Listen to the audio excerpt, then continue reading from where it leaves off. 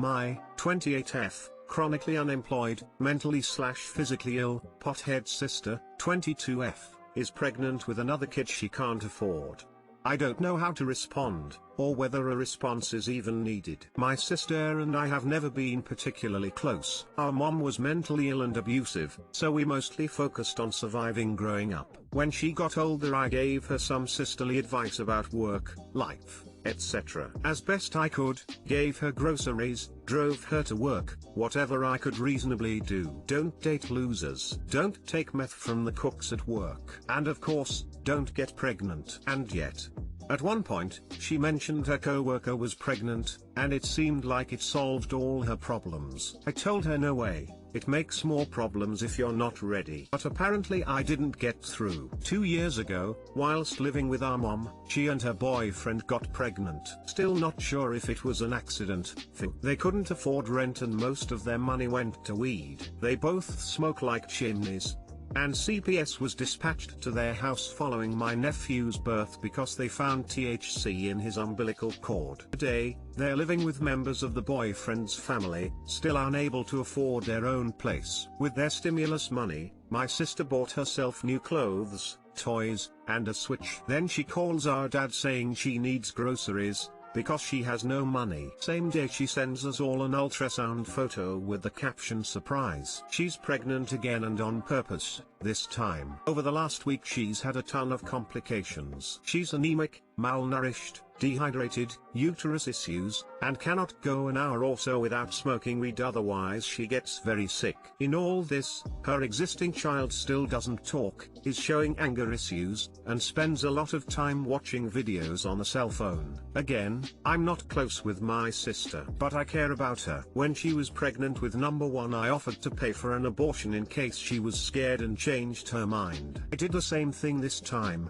but she took it terribly and blocked me. Now our mom is denigrating me, saying I shouldn't have done that, but I can't apologize for giving her an out of an ill-advised situation. I would want it, if I were her. I'm feeling guilty because I'm furious with her for putting her existing child, who is already neglected and developmentally hurt, in this position. She can't emotionally, physically, or financially support another child. Our entire family stepped in the first time to buy her the stuff she needed, and I think she's counting on us to do it again. I think I overstepped. At the same time, neither of our parents have stepped up to tell her this is a terrible idea. Maybe I'm being selfish, because I couldn't live with myself if I didn't at least offer a way out of this to my sister. I'm so disappointed in her, but her kid doesn't deserve this. I worry that if I step up to support this again, she'll feel unable to keep having kids. Too long didn't read, my disaster sister is having another kid she can't afford. Should I cut ties, or hang in there and be supportive when she's sick and broke of her own making? Honestly, I don't support any of this, but the guilt is getting me. I still care. What would you do? Am I being a jerk?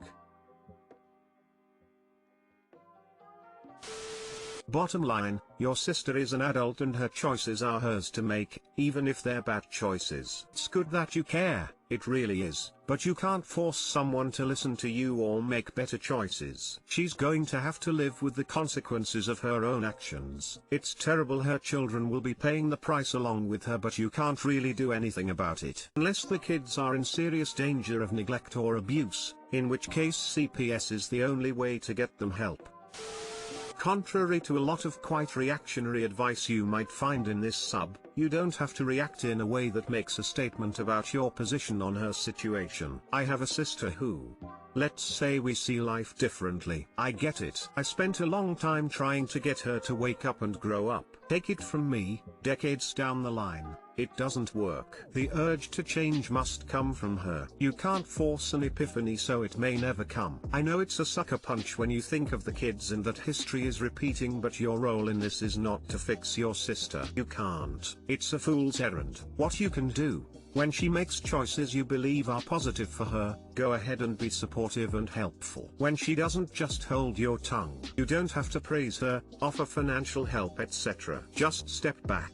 When her kids need someone, be there, because they will. But you can't intervene until then. They aren't your kids. Retreat from this level of involvement in her life. She is an adult. She does not need your approval. She certainly doesn't seem to appreciate your attempts to coerce her into what you believe to be the right thing. You're not her, and she's not a faulty version of you that you need to fix. You need to get out of her life and get on with your own.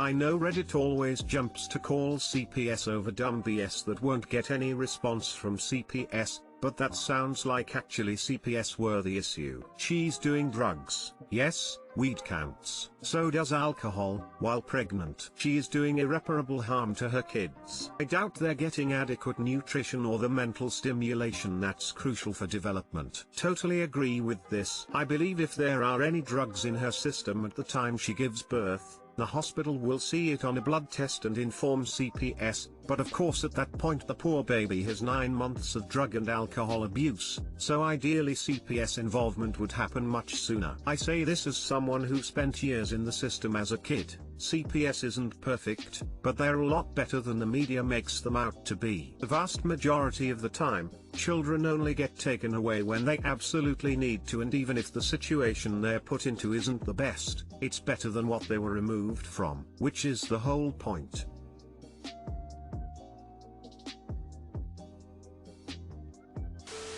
You can't control your sister, only your relationship with her. You can say your piece, and if she wants to block you over that, well, there you go. No big loss. At the end of the day, your sister is a child abuser. I don't think it's controversial advice to avoid relationships with child abusers. Oh, and hey, maybe cut off your abusive mother. Honestly, why do you even entertain her opinion on the matter for an instant, considering she abused you when you were a kid? Her opinion is garbage. Discard it accordingly. Honestly, why do you even entertain her opinion on the matter? This is personal, so I think it varies by individual. Because she has apologized, made real strides in bettering herself, and is actively working on repairing her relationship with us. She has real regrets and wants to do better, and is doing better. I had long years of anger over the past, went to therapy, decided to try and have some sort of contact, and so we are here. Our entire family stepped in the first time to buy her the stuff she needed, and I think she's counting on us to do it again. It's fine if your family wants to help her out, but you are under no obligation to do so. You could always just wish her the best of luck and continue to stay no contact.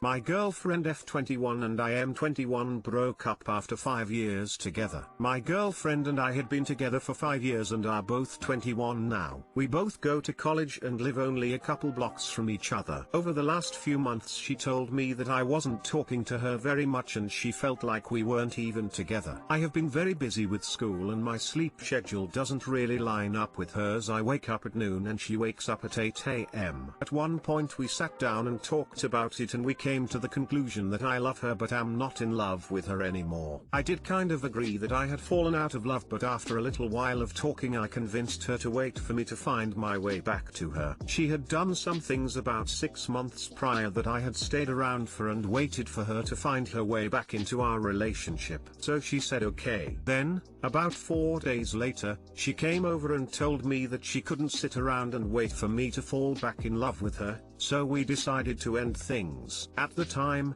I honestly felt like it was for the best, but now, a week later, I feel like I just threw away one of the greatest things in my life. I don't know how to live my life without her and I feel lost. I don't think I ever realized how much she does for me, and now that she's gone, I feel empty. This is the 3rd time we have broken up in 5 years, but this one felt final. I'm realizing now how much we relied on each other, and now that I can't even talk to her, I realize that I've lost my best friend. A couple of my friends kind of think that maybe we should stop this and move our separate ways, while others think that maybe it was a bad idea to break up. I have no idea what to do, but I know that I really do love her and think that I made a huge mistake. Too long didn't read. My girlfriend and I broke up after 5 years and now I feel like I made one of the biggest mistakes of my life.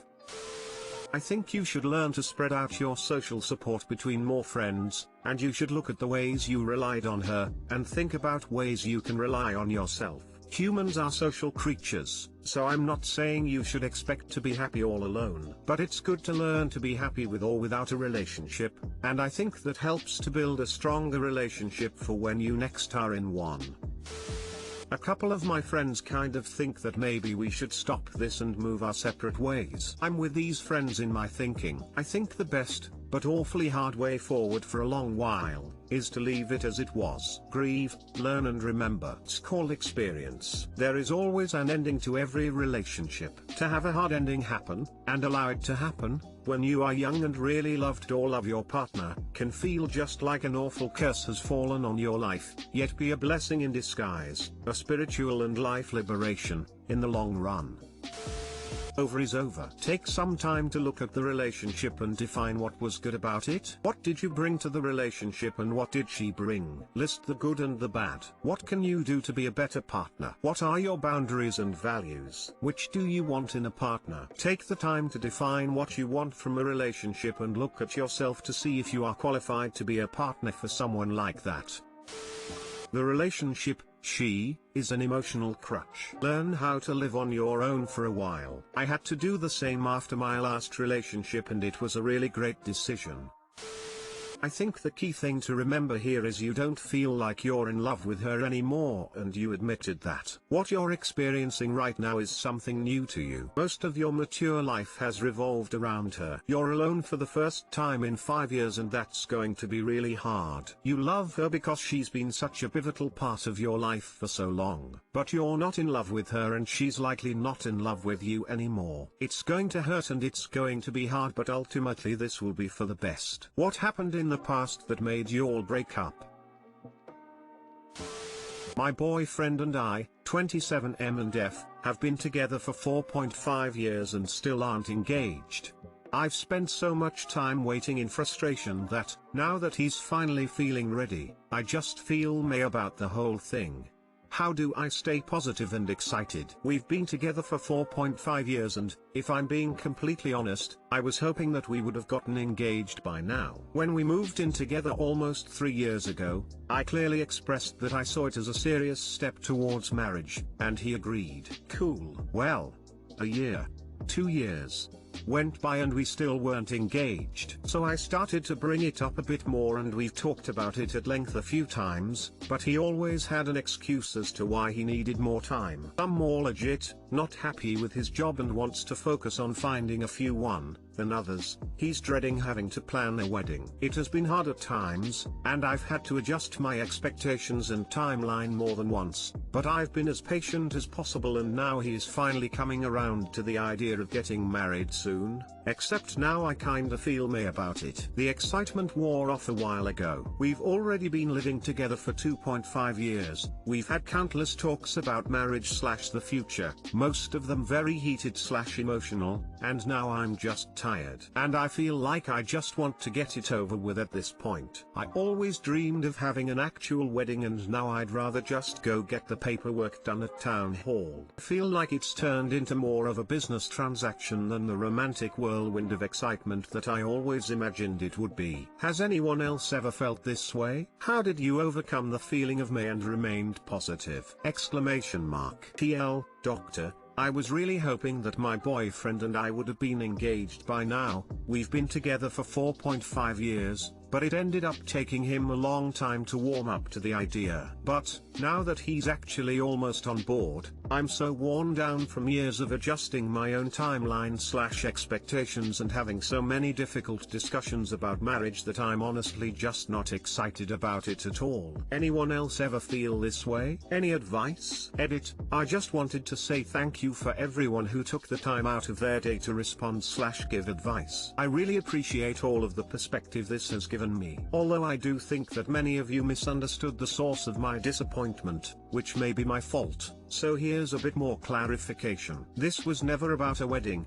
it has always been about marriage. Period. I don't need a wedding and have expressed this to him many times. Do I want one? Sure. It would be fun. I like good food and wearing pretty dresses. But I don't need one. If he came to me and said I love you/want to be with you forever but I just really don't want a big wedding, that would be fine. So I'm really not upset that I'm not getting my wedding of my dreams. I'm upset that my boyfriend never did did, and realistically never will, want to be married to me as much as I want to be married to him. The prospect of us getting married used to put me on cloud 9 and fill me with so much happiness that I thought I would explode. But after so many years of him dodging the topic at every turn and acting like getting married would signal the end of his life, I'm feeling pretty apathetic about actually planning a wedding.